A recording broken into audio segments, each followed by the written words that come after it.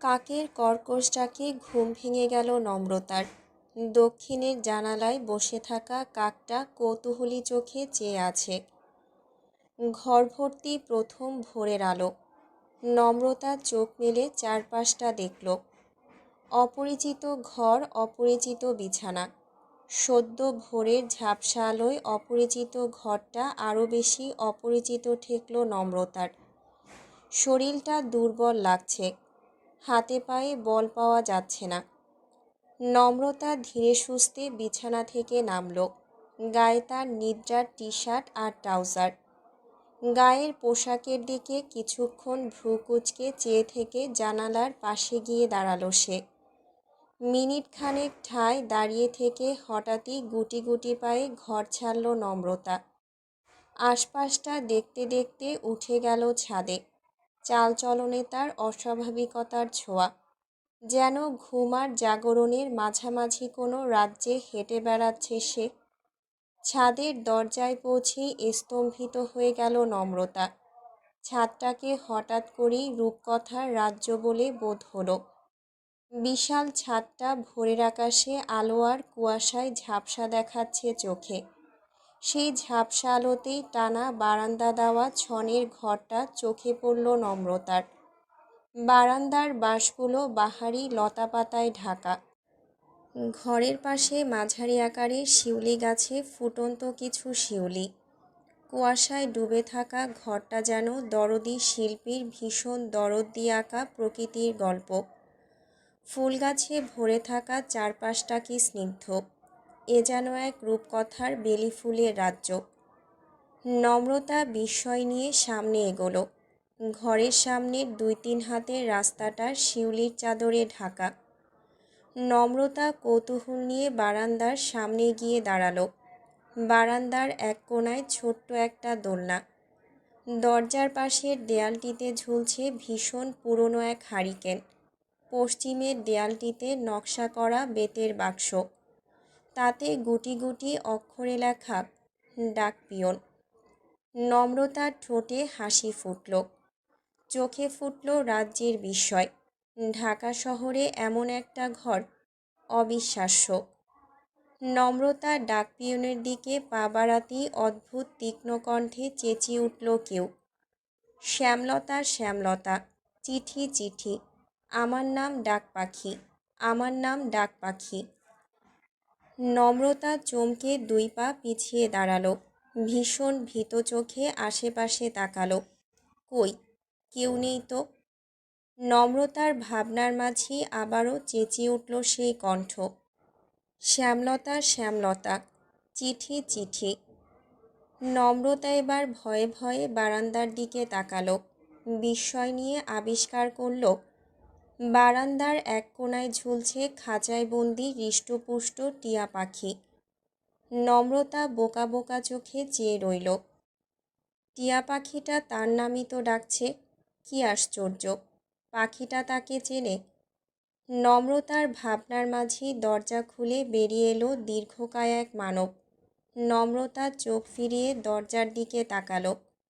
মানুষটির গায়ে off white T shirt, মাথা ভর্তি ভেজা চুল, চোখ দুটোতে একরাজ্য বিস্ময়। নম্রতা কিছুটা অপ্রস্তুত বোধ করল।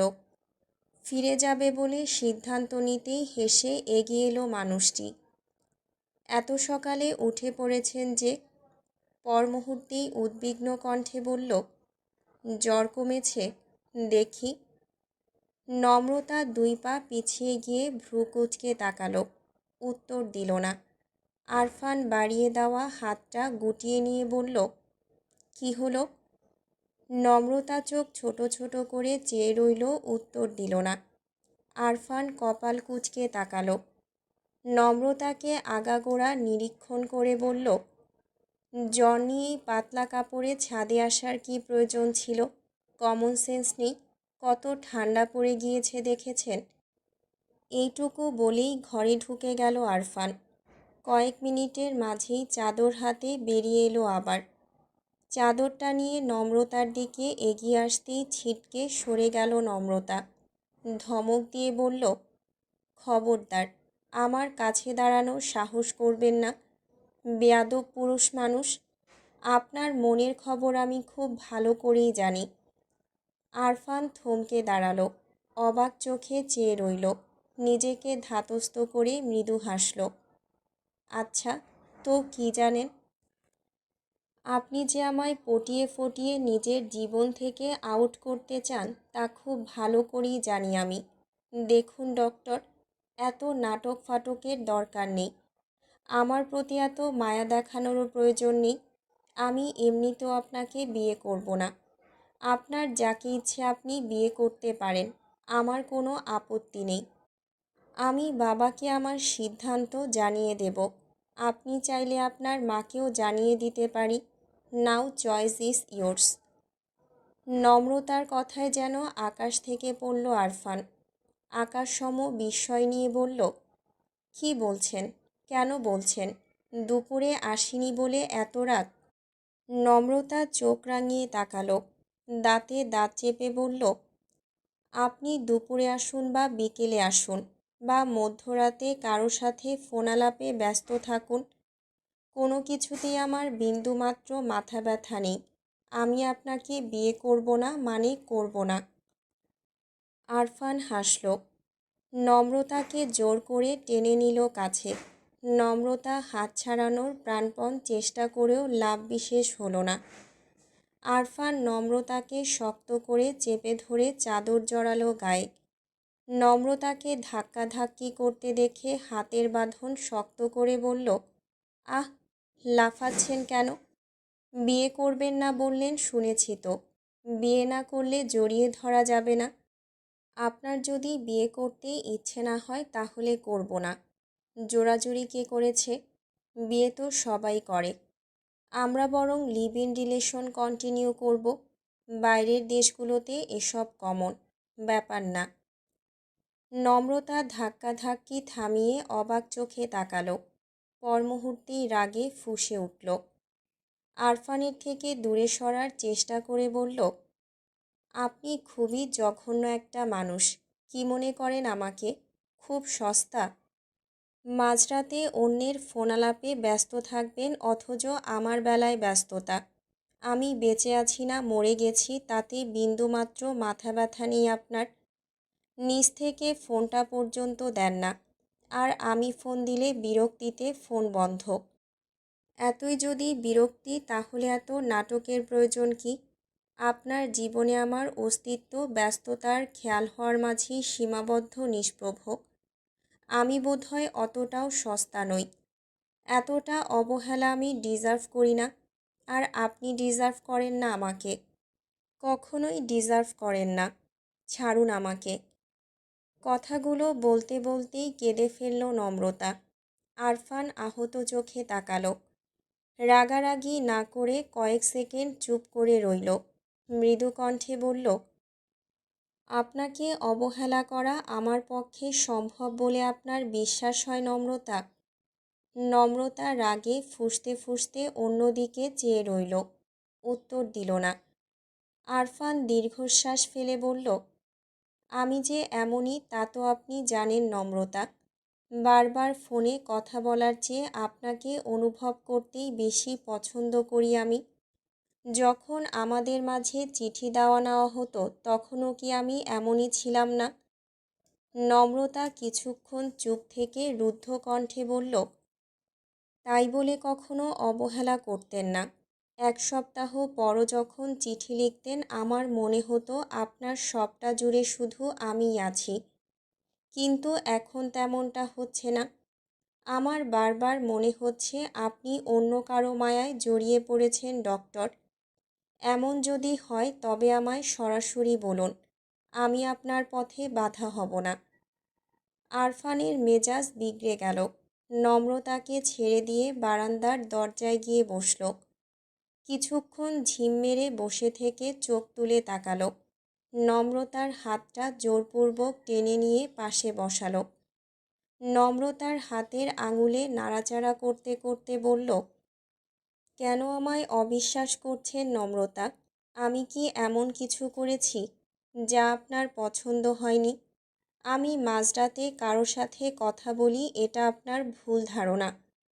আপনার আমাকে বিশ্বাস করা উচিত ছিল, যেমনটা আমি আপনাকে করি।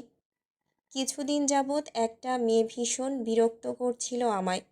ঘন্টায় ঘন্টায় ফোন দিয়ে কান্নাকাটি করছিল। তারপর হঠাৎ একদিন নিজেকে শ্যামলতা বলে দাবি করে বসল। নম্রতা অবাক চোখে তাকালো। আরফান অসহায় কণ্ঠে বলল, আপনি চাইলে আমার কল লিস্ট চেক করতে পারেন। আমি কখনো ফোন দেইনি তাকে। সে নিজে আমাকে ফোন দিয়েছে প্রতিবার। সে যখন নিজেকে শ্যামলতা বলে দাবি করল, তখন ভীষণ ডিস্টার্ব হয়ে পড়েছিলাম আমি। নম্রতা কাঁদো কাঁদো কণ্ঠে বলল, মেয়েটার কথায় আমাকে অবিশ্বাস করেছিলেন আপনি। এই জন্যই অ্যাভয়েড করছিলেন আমায়।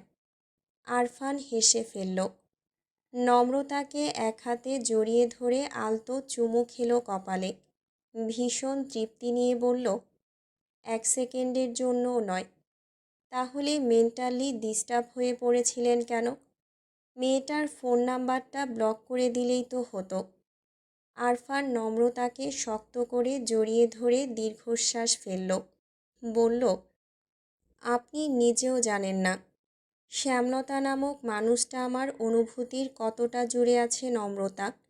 এই অনুভূতিটা কতটা তীক্ষ্ণ, কতটা জোরালো। আমার জীবনের সবচেয়ে সেন্সিটিভ দিকগুলোর একটা আপনি নিজে শ্যামলতা। মেয়েটা যখন ফোন দিয়ে নিজেকে শ্যামলতা বলে দাবি করছিল, তখন আমার মনে হচ্ছিল কেউ আমারই অনুভূতিটাকে অপমান করছে, আমাকে অপমান করছে। আমাদেরই অনুভূতি নিয়ে বৃষ্টি একটা খেলা খেলছে, হাসাহাসি করছে। বিষয়টা আমি মেনে নিতে পারছিলাম না। দ্বিতীয়ত, মেয়েটা কে হতে পারে, তার উদ্দেশ্য কি, এসবও মাথায় ঘুরপাক খাচ্ছিল। তার উপর হসপিটালে কাজের চাপ। সব মিলিয়ে পরিস্থিতিটা অসহ্য লাগছিল খুব। আপনার ধারণা তার নাম্বার আমি ব্লক করিনি। এই নিয়ে 10টা নাম্বার ব্লক করেছি, কিন্তু কোনো লাভ নেই। শেষমেশ বিরক্ত হয়ে ফোন রিসিভ করে ফেলে রাখতাম। যখন দেখলাম তাতেও কাজ হচ্ছে না, তখন ফোনই বন্ধ করে রাখতে লাগলাম। সেদিন রাতেও এমন কিছুই ঘটেছিল। ফোন রিসিভ করে ফেলে রেখেছিলাম। তাই আপনার কলের হদিস পাইনি। আপনার সাথে কথা বলার সময়টুকুতেও 4 থেকে 5 বার কল দিয়েছে সেই মেয়ে। এত বিরক্ত লাগছিল, ইচ্ছে করছিল মেয়েটাকে আমি খুন করে ফেলি। নম্রতা স্তব্ধ চোখে চেয়ে রইল। আরফান একটু থেমে আবার বলতে লাগলো, রাতে মেজাজ খারাপ থাকায় ঘুম ভালো হয়নি। ডিউটিতেও ঠিক সময়ে পৌঁছাতে পারিনি। হসপিটালেও সেদিন ঝামেলা চলছিল। রোগীর চাপও ছিল বেশি। এত কিছুর মধ্যে সিমন করার ব্যাপারটা মাথাতেই আসেনি। আপনাকে ফোন করার সুযোগও হয়নি। আপনি বলার পর মনে হয়েছে আমার খেয়াল রাখা উচিত ছিল। আমি সরি নম্র। নম্রতা অভিমান নিয়ে বলল, আমি তো ভেবেছিলাম আমার প্রতি বিরক্ত হয়ে ফোন বন্ধ রেখেছেন আপনি। আপনার অন্য নাম্বারটাও দেননি আমায়। আমি ফোন দেওয়ার পরও রুড বিহেভ করেছেন। আমি কষ্ট পেয়েছি। আরফান অবাক হয়ে বলল, ওই ফোন নাম্বারটা যে আপনার কাছে নেই তাই তো খেয়াল ছিল না আমার। আর তখন সামনে সত্যিই পেশেন্ট ছিল। বৃদ্ধা ভদ্রলোক ড্যাব ড্যাব করে আমার দিকে চেয়ে আছে। বিষয়টা অস্বস্তির না? আপনি বুঝতেই চাইছিলেন না। পেশেন্টের সামনে কি করে বুঝাই বলুন? আর রাগ তো আমারও করার কথা ছিল। আমি কি রাগ করেছি? নিদ্রার থেকে আপনার অসুস্থতার খবর শুনে কত অস্থির হয়ে গিয়েছিলাম জানেন? 1000বার কল দিয়েছি, রিসিভ করলেন না। শেষমেশ লজ্জার মাথা খেয়ে আপনার বন্ধু নাদিমকে ফোন করতে হয়েছে আমায়। নম্রতা চোখ বড় বড় করে তাকালো। অবিশ্বাস নিয়ে বলল, নাদিমকে ফোন করেছিলেন আপনি? ও বলেনি তো। বলার প্রয়োজন মনে করেনি বলেই হয়তো বলেনি। তাছাড়া সেদিন রাত 1টা পর্যন্ত ফোন ট্রাই করেছি আমি। 12টা পর্যন্ত ফোনই রিসিভ করলেন না। তারপর থেকে ফোন বন্ধ। সকালে হসপিটালে যাওয়ার আগে এবং হসপিটালে গিয়েও কল করেছিলাম। সেই যে ফোন বন্ধ আর খুললেনই না, কতটা অস্থির লাগছিল জানেন। নম্রতার হঠাৎ করেই মনে পড়ল আরফানের সাথে রাগ করে ফোনটা সাইলেন্ট করে আলমারিতে তুলে রেখেছিল নম্রতা। ছোঁয়ার বিয়ে বাড়ি থেকে ফিরতে ফিরতে রাত হওয়ায় আর বের করা হয়নি। নম্রতা অপরাধী চোখে তাকালো। পর মুহূর্তেই তেজ নিয়ে বলল, তা না হয় বুঝলাম, কিন্তু কাল দুপুরে কোথায় হাওয়া হয়েছিলেন আপনি? এতই যদি খারাপ লাগতো তাহলে আমি আসবো জেনেও হাওয়া হতেন না নিশ্চয়ই। কথাটা বলে ভ্রু নাচালো নম্রতা। আরফান ভেজা চুলগুলো গোছাতে গোছাতে বলল, হসপিটালে যাওয়ার ২-৩ ঘন্টা পর আবারও সেই মেয়ের ফোন পেয়েছিলাম আমি। মেয়েটির কথা শুরু করার আগেই পাশে কোথাও হাসির শব্দ শোনা যাচ্ছিল। মেয়েটির কথার মাঝেও পাশ থেকে সূক্ষ্ম হাসির আওয়াজ পাচ্ছিলাম। মনে হচ্ছিল কয়েকজন মিলে হাসি চাপার চেষ্টা করছে। তৎক্ষণাৎ মেজাজ খারাপ হয়ে গেল আমার। ওরা যে দল বেঁধে ব্যাপারটা নিয়ে ফাজলামো করছে তা তখন ক্রমেই স্পষ্ট হয়ে উঠেছিল। ঠিক ওই মুহূর্তে আসল কালপ্রিটকে না ধরতে পেরে তাকে দুটো থাপ্পড় না মেরে শান্তি পাচ্ছিলাম না, তাই রহস্য উদ্ঘাটনে বেরিয়েছিলাম। মেজাজ খারাপ ছিল বলে বোকামো করে ফোন ফেলে গিয়েছিলাম চেম্বারে, তাই আর কল করে ইনফর্ম করতে পারিনি। নম্রতা বিস্ময় নিয়ে বলল, আপনি মেয়েটাকে সত্যিই থাপ্পড় মেরেছেন? না, মারিনি। তখন হাতের কাছে পেলে হয়তো মারতাম, যদিও মেয়েদের গায়ে হাত তোলার অভ্যেস আমার নেই। নিদ্রাকেও কখনো মারিনি, বকিও নি, রেগে গেলেও না। আমি না মারলেও আপনি কিন্তু মারতেই পারেন। লঞ্চে আমাকে যেভাবে খামচে ধরেছিলেন সেভাবে। নিজেকে আপনার বরের বউ হিসেবে দাবি করছিল। আপনার তো ভয়ানক রেগে যাওয়া উচিত। শেষের কথাগুলো দুষ্টুমি করে বলল আরফান। নম্রতা সেসব খেয়াল না করে উদ্বিগ্ন কণ্ঠে বলল, কে মেয়েটা? খুঁজে পেয়েছেন তাকে? আরফান দীর্ঘশ্বাস ফেলে বলল, পাইনি, তবে শীঘ্রই পাব। কাল সিরাজগঞ্জ গিয়েছিলাম আমি, রাতে ফিরেছি। আমার কেন যেন মনে হচ্ছিল চিঠিটা সঠিক জায়গায় রাখা হয়নি। এখনও অবশ্য তাই মনে হচ্ছে। মুহিবের ভাষ্যমতে চিঠিটা সে গ্রন্থাগারে না রেখে তার এক বন্ধুকে রাখতে দিয়েছিল, আর পড়াশোনার চাপে চিঠিটা সঠিক জায়গায় রাখা হয়েছিল কিনা তার খোঁজ নিতে বেমালুম ভুলে গিয়েছিল।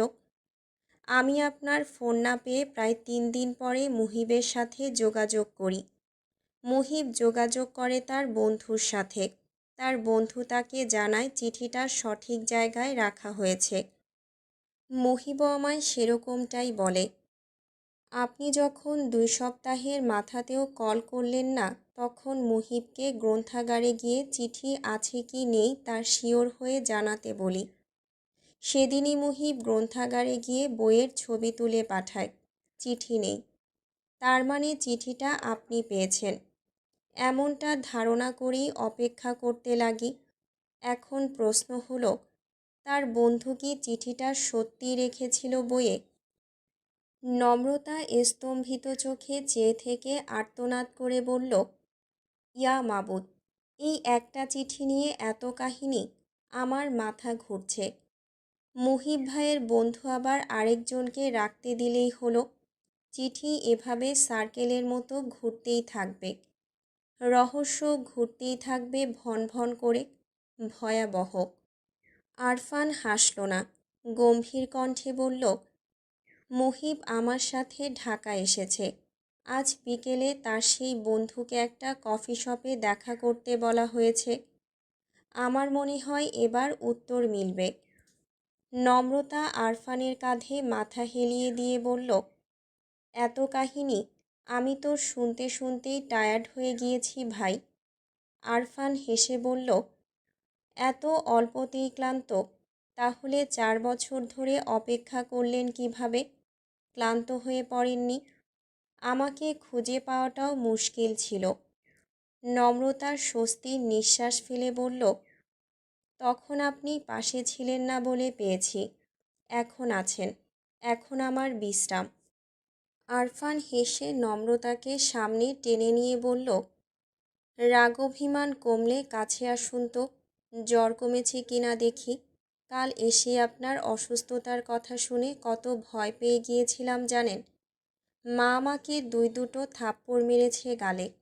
আপনি বসুন, আমি আমার ব্যাগ নিয়ে আসি, প্রেশার মাপতে হবে। আরফান উঠতে নিতেই বিরক্ত চোখে তাকালো নম্রতা। এসব ডাক্তারি ফাক্তারি বন্ধ করুন তো। আমি এখন একদম সুস্থ, প্রেশার ট্রেশার মাপতে হবে না। তার থেকে পাশে বসুন, সকাল দেখি। আরফান আগের জায়গাতেই বসে পড়ল। নম্রতার হাত নিজের হাতে নিয়ে বলল, আচ্ছা, এবার বলুন, মহারানী কি তার বেলি ফুলের রাজ্য দেখে সন্তুষ্ট হয়েছে? এই রাজ্যে শুধু শ্যামলতার অধিকার। নম্রতা এবার আশেপাশে তাকালো, ভীষণ উচ্ছ্বাস নিয়ে বলল, ভীষণ সন্তুষ্ট। ঢাকা শহরে ছনের ঘর, ভাবতেই পারছি না। ডেকোরেশনটাও কি মারাত্মক। আরফান হুহা করে হেসে উঠল। হাসতে হাসতেই বলল, এটা ছনের মতো দেখতে হলেও ছনের ঘর নয় নম্রতা। ইটের দেয়ালে ছনের মতো পেইন্ট করা হয়েছে। নম্রতা যেন আকাশ থেকে পড়ল। বোকা বোকা চোখে চেয়ে বলল, এটা ইটের দেয়াল? একদমই বোঝা যায় না, সত্যি বলছি। তাহলে এই বাঁশগুলো কি? বিস্মিত চোখে চাইল নম্রতা। আরফান হেসে বলল, স্পেশাল পেইন্টার অ্যাপয়েন্ট করেছিলাম পেইন্ট করার জন্য, যেন আপনি যেমনটা চান ঠিক তেমনই হয়। আর এগুলো বাঁশ নয়, স্বাভাবিক লোহার গ্রিল, বাঁশের মতো রং করা হয়েছে। নম্রতা অবিশ্বাস নিয়ে বাঁশের উপর হাত রাখল। নিজের ঠোঁটটা কামড়ে ধরে কপাল কুঁচকাল। বাঁশটা টিপে টিপে পরীক্ষা করার চেষ্টা করল। নম্রতার পাগলামোতে শব্দ করে হেসে ফেলল আরফান। এখন তো অনেক সকাল, কুয়াশাও পড়েছে, তাই একদম বুঝতে পারেননি। কুয়াশা কেটে গেলে খেয়াল করলেই বোঝা যাবে। আমি তো ভেবেছিলাম একদম বিয়ের রাতে সারপ্রাইজ দেব আপনাকে, কিন্তু আপনি তো সব প্ল্যানই মাটি করে দিলেন। নম্রতা লাফিয়ে উঠে দাঁড়ালো, ঠোঁট ভর্তি অকৃত্রিম হাসি নিয়ে চারিদিক দেখতে দেখতে বলল, বিয়ের পর আমরা এখানে থাকব? অবশ্যই। আপনি না বলেছিলেন আমরা ছোট্ট একটা ঘর বাঁধব? ছনের চাওয়া ছাল থাকবে, ফাঁক গলে জ্যোৎস্না আসবে, একটা পোষা টিয়া থাকবে। দেখুন তো সব ঠিকঠাক আছে না? আপনি বারান্দার দোলনাটাতে বসলেই এক ঝাঁক জ্যোৎস্না এসে ঘিরে ধরবে। পোষা টিয়া আপনার সাথে কথাও বলবে। ওকে আমি কথা শেখাচ্ছি আজকাল। এত গাছ পেয়ে ঝিঝি পোকাদেরও দেখা মেলে মাঝে মাঝে। রাতে যখন আমি ফিরব তখন সারা ছাদের আলো নিভিয়ে হারিকেন জ্বালাবো। জ্যোৎস্নার আর হারিকেনের আলো মিলেমিশে স্বর্গীয় এক আলো ছড়াবে। সেই আলোয় বসে একের পর এক গল্প করবেন, আমি মুগ্ধ হয়ে শুনব। চারপাশে থাকবে বেলি ফুলের তীব্র সুবাস। আরফানের কথাগুলো শুনেই আনন্দে দিশেহারা হয়ে পড়ল নম্রতা। সুন্দর একটা রাতের ছবি ভেসে উঠল চোখের পর্দায়। বুকের ভেতর চিনচিন করে উঠল দুঃখ দুঃখ সুখ। নম্রতা আনন্দে আত্মহারা হয়ে সব কিছু খুঁটিয়ে খুঁটিয়ে দেখতে লাগল। ডাকপিয়ন বাক্সটির কাছে গিয়ে কৌতূহল নিয়ে বলল, এটা কি? আরফান ঘাড় ঘুরিয়ে তাকালো। উঠে দাঁড়াতে দাঁড়াতে বলল, এটা চিঠির বাক্স। আপনার খুব ইচ্ছে ছিল না বিয়ের পরও আমরা চিঠি প্রেম করব? সেই জন্যই এই ব্যবস্থা। আমাদের সাংসারিক জীবনে নানা বাধার সৃষ্টি হবে, রাগ হবে, অভিমান হবে, ভুল বোঝাবুঝিও হবে। সেই রাগ, অভিমান, অভিযোগ সব কিছু এই বাক্সটিতেই চালান করব আমরা। যখনই মন খারাপ হবে তখনই চিঠি লিখতে বসে যাবেন আপনার প্রেমিকের ঠিকানায়। ডাকবাক্সের বাইরে আমাদের পৃথিবীটা আপনিময় হলেও ডাকবাক্সের ভেতরের জীবনটা হবে তুমিময়। চিঠিতে আপনার স্বামী নয়, প্রেমিক থাকবে, চিরপ্রেমিক। আরফানের দিকে চেয়ে তার কথা শুনতে শুনতেই চোখ দিয়ে জল গড়িয়ে পড়ল নম্রতার। চিৎকার করে বলতে ইচ্ছে করল, আমার এত সুখ কেন? আমার মানুষটা এমন পাগল কেন? এমন ভয়াবহ প্রেমিক কেন? নম্রতাকে কাঁদতে দেখে হাসল আরফান। ধীর পায়ে নম্রতার পাশে গিয়ে দাঁড়ালো। নম্রতাকে পেছন থেকে জড়িয়ে ধরে কাঁধে থুতুনি রাখল। কানের কাছে ঠোঁট নিয়ে ফিসফিসিয়ে বলল, এখনই কাঁদছেন? আপনাকে আরও অনেক অনেক কাঁদানো বাকি শ্যামলতা।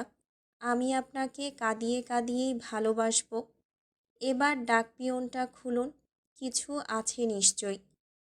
আনন্দ উত্তেজনায় থরথর করে কাঁপতে লাগলো নম্রতা। কাপা হাতে চিঠি বাক্সের দিকে হাত বাড়াতেই তীক্ষ্ণ কণ্ঠে বলে উঠল ডাক পাখি, শ্যামলতা, শ্যামলতা, চিঠি, চিঠি। আরফান হেসে ফেলে বলল, ওর নাম ডাক পাখি, আপনাকে চিঠির কথা মনে করিয়ে দেওয়ার দায়িত্ব ওর। নম্রতার চোখ থেকে টপ টপ করে পানি ঝরছে। নম্রতা নাক টেনে টেনে চিঠি বাক্স থেকে নীলখামে মোড়ানো একটা চিঠি উদ্ধার করল।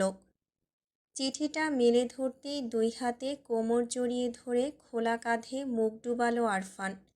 নম্রতা কেঁপে উঠল। দুরু দুরু বুক নিয়ে দেখল দীর্ঘ একটা চিঠি, গুটি গুটি অক্ষরে লেখা, এই যে শ্যামলতা, আমার প্রিয়তমা, আমার মিষ্টি কিছু অনুভূতি, আমার শূন্য ঘরের জ্যোতি। কোনো এক কাকডাকা ভোরে হঠাৎ উপলব্ধি করেছিলাম তার প্রতি আমার জীবন মরণ ব্যাধি। তাকে ছাড়া শ্বাসকষ্ট, তাকে নিয়েও শ্বাসকষ্ট। তার প্রতিটা ভাবনায় আমার ভয়ানক শ্বাসকষ্ট। তখন ছোট্ট একটা মেয়ে ছিল সে, বুলবুলির বাচ্চাটির মতো চঞ্চল আদুরে। কত অদ্ভুত অদ্ভুত যুক্তি তার, কত অদ্ভুত তার স্বপ্ন। আমি তখন টকবগে যুবক, ভীষণ পড়াকু ছাত্র, হাসপাতালের ইন্টার্নি ডাক্তার, ক্যারিয়ারের প্রতি ভীষণ ফোকাসড। প্রেম ভালোবাসা দুই চোখের বিষ। এমন একটা ধরাবাঁধা নিয়মমাফিক জীবনে কেমন দুষ্টুমি করেই ঢুকে পড়ল সে। আমি তাকে আটকাতে গেলাম, সে খিলখিল করে হেসে উঠল। আমি তাকে অবহেলা করতে গেলাম, সে টলমল অভিমানী চোখে চাইল। ব্যাস, আমার আজন্ম শ্বাসকষ্ট হয়ে গেল। আমি হেরে গেলাম। আমার এই ধরাবাঁধা জীবনটা সেই ছোট্ট মেয়েটার তরে মেলে ধরলাম, একটু স্বস্তি, একটু আরামের আশায়। কিন্তু সেই চঞ্চলা আমায় স্বস্তি দিল না।